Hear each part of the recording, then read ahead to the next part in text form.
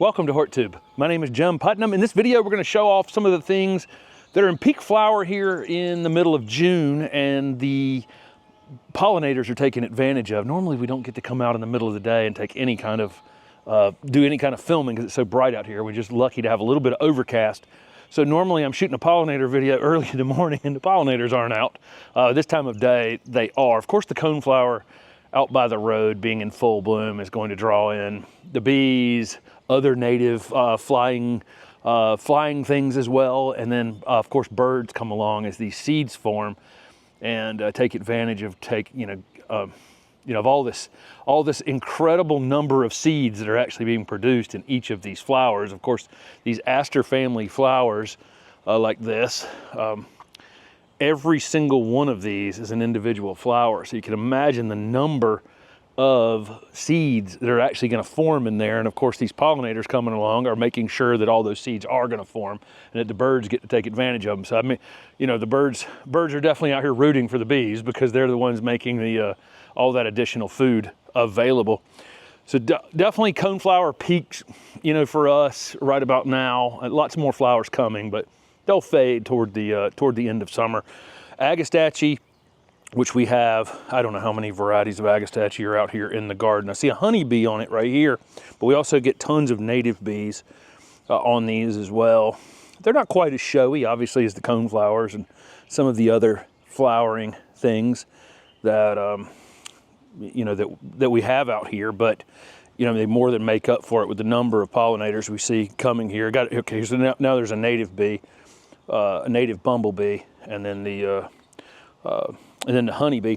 These have square stems on them, and if you are paying attention to that little fact, these are in the Lamiaceae, or the mint family. A lot of these mint family, most of these mint family things have square stems.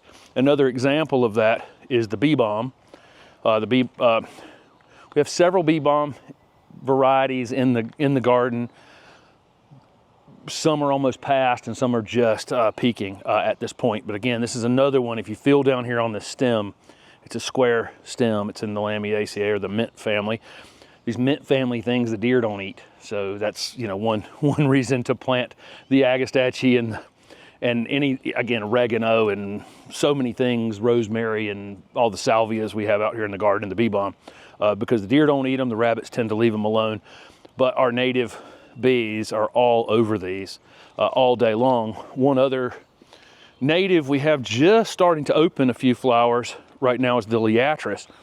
And what we'll notice is it's different times of the day for these different flowers of which ones they'll be on. So heat of the day, they tend to be on the salvias, they tend to be on the coneflowers. The latris seems to be later in the evening when I see more bees on these. Just kind of interesting. The big butterfly bush up here, probably nothing more overall popular than this giant butterfly bush, which I cut back to 3 feet, and I'm 6 feet tall, so it's about 12 feet at this point. Steph climbs up here on the truck bed, did some deadheading on it earlier to reach the top up there, but non-native plant, but it's pretty much all native pollinators up there on it. We have an absolute ton of salvia in this garden. Again, square stems on all these salvias. Some of these salvia are perennial, some of them are annuals, some of them are perennial, like zone 4 perennial and bloom pretty early in the season. And then a lot of the midsummer flowering ones are just the barely hardy ones for us. And a lot of those get quite a bit bigger. And then some marginal ones that we hope come back on a year-to-year basis. The salvia have these deep tubular flowers on them, and our native bees can't really, they don't have the right tool for that. That this is meant for a hummingbird or a butterfly, something with a long proboscis to stick down in that tubular flower. But the bees have completely figured this out. They just come along and drill a hole right up in here and get the nectar without having to deal with that, the showy part of that flower. So that's kind of interesting. What's great about some of this breeding on a lot of these salvias now is you get the beautiful flower color, and then this one has purple stems great green color. The calyxes are also, here's a bumblebee right here. He's gonna come in there. I disturbed him, but he's gonna come in there and cheat the system, and I wanted to film it. But even the calyx is colorful as well on these. This little border here is a combination of gomphrena, salvia, basil. Basil again is in that that Lamiaceae with the salvia. So we have a big rabbit problem here. The rabbits don't mess with them at all. These bees are coming in here and pollinating these flowers on these salvias, and then we have birds in here, which won't be in here while we're out here talking and running our mouths, but we can sit here and look out the window at the birds coming and taking the seed that's forming in these salvia. So that's kind of fun. That's kind of fun to watch.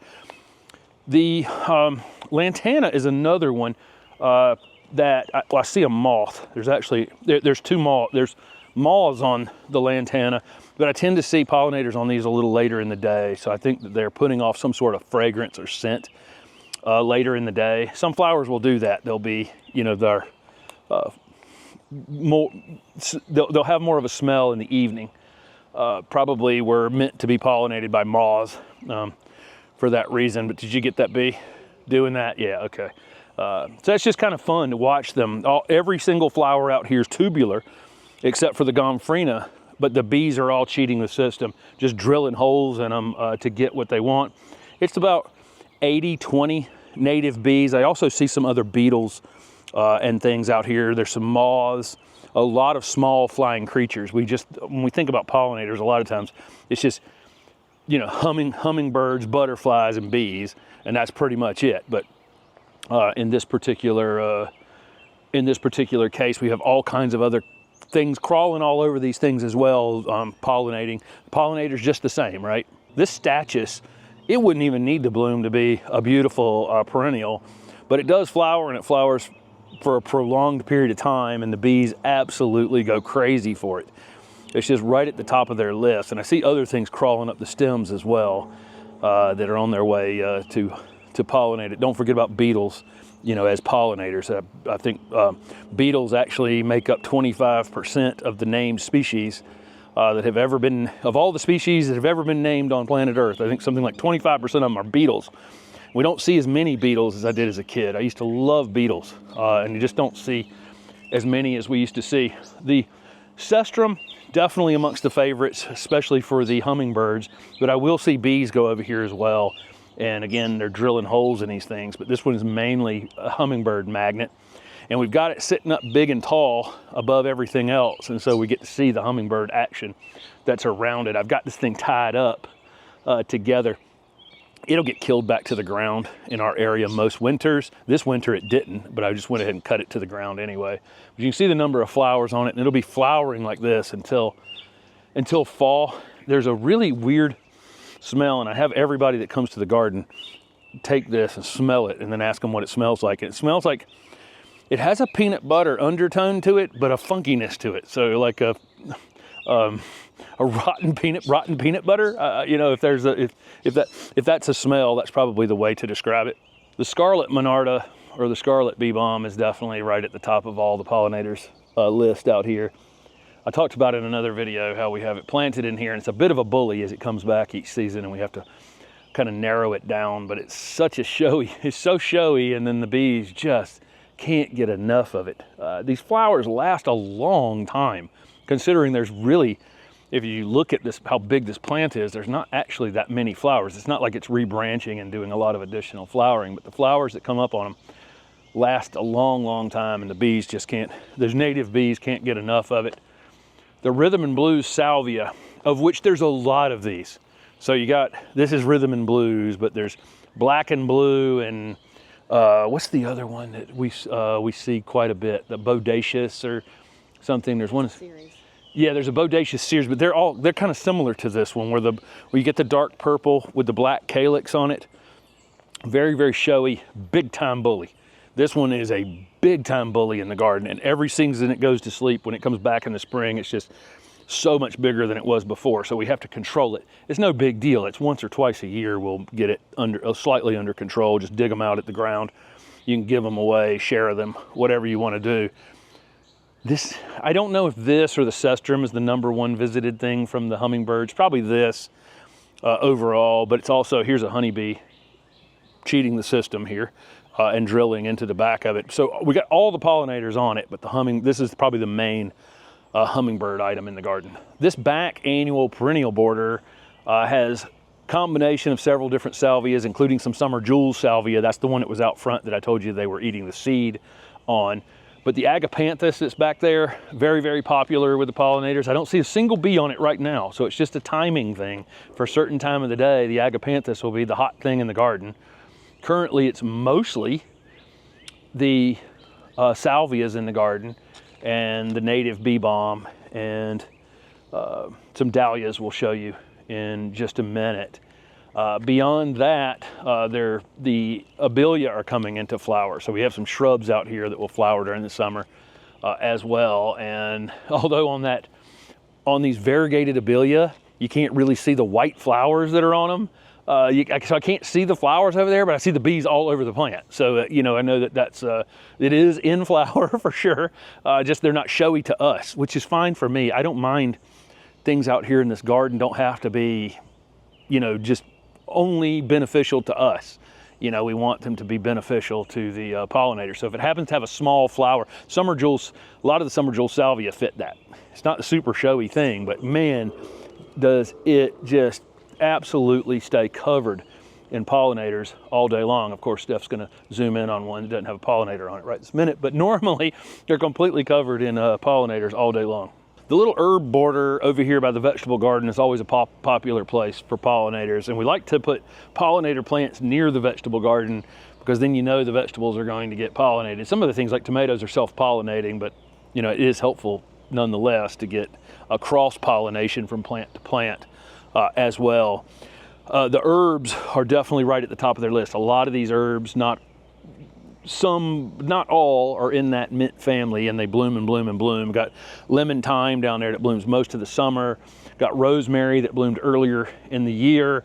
The parsley is, I think this parsley is just about done, but it's coming into bloom, and when those blooms open, we'll see pollinators on those open flowers. This little raspberry butterfly bush, this is one of the butterfly candy butterfly bushes.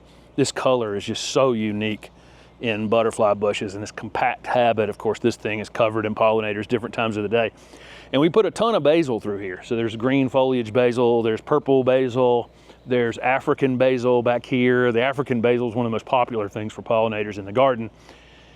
Can't be done from seed. It's a hybrid plant, so you got to buy a plant on that, which you can then propagate and overwinter and then bring back out into the garden. But the other ones you can collect the seed on and potentially do the seeds yourself. But we're trying to keep as many pollinator plants as possible, and something always coming into flower over here pretty much throughout the year, the rosemary in the winter time, so that we can draw pollinators into our vegetable garden area. Going back over there to the herbs, the parsley and the fennel and some of the other things we have in that area are actually the host plants for the caterpillars as well. And we have several varieties of Asclepias for that. We've got some native shrubs out here that are host plants for some caterpillars. So thinking through that too, not just inviting them in for nectar, but you also want to have plants that are the host plants where they can actually, the caterpillars, and then the caterpillars are on the plants devouring the plants. And I know some people don't like that, but it's kind of fun to watch because that's what the purpose. It doesn't hurt the Asclepias at all. They eat it to nothing. And it just comes right back the following season, comes right back into flower, pollinators on it most of the season, caterpillars destroy it again. It's kind of a neat cycle of life. This Hydrangea paniculata is interesting. This is one we got from Dr. Durr. What you'll notice, most of the new Hydrangea paniculata breeding, these clusters of these inflorescences have mostly sterile flowers, and so they're really compact, conical shaped sterile flowers, florets, and these parts are meant to draw in the pollinators, but the actual pollen is in the flowers that are behind here that you can see behind this. And traditionally, Hydrangea paniculatas are great pollinator plants to have in the garden, but a lot of the new breeding has just restricted the number of it's more sterile flowers than non-sterile flowers. And so this one is nice to see the bees on off and on during the daytime. Actually, a lot of the actual non-sterile parts haven't opened yet. So you'll see that over the next few weeks. This will just become one of the favorite plants here in the garden. And it's still showy, right? I mean, this group will end up, you know, this long in a conical shape, just like the others. But again, the pollinators get to take advantage of it as well. We have an entire perennial border on the other side of the vegetable garden, and we have all our seedling dahlias over here. We have some Solidago, several more Salvia, latris, coneflowers. I'm just looking down the row here. We've got bottle brush buckeyes. We have red buckeyes, so on and so forth. We put an entire border over here just dedicated to the bees. We really can't see the flowers as much on this side, but these dahlias especially are probably right at the top of their list of favorite things we have here in the garden. A lot of dahlias you buy, the big dinner plate ones, they don't have the exposed flower parts in the middle, or it's really, really difficult for the bees to get in there. But these open ones where you can see all the flower parts right in the middle and the rays around the outside, these are the ones that the bees really, really like. And they'll actually overnight on them pretty frequently. I'm holding this one, and I think that bee just wanted to land on it. You can see some of them have gone to seed here, and we can collect the seed on these and do these on a year-to-year basis. And they're getting crossed out here, so we're getting different ones. But there's a few of the pollinator plants in the garden. I mean, just a few. We have just an absolute, this garden is dedicated basically to this. And you think about, it's the enjoyment of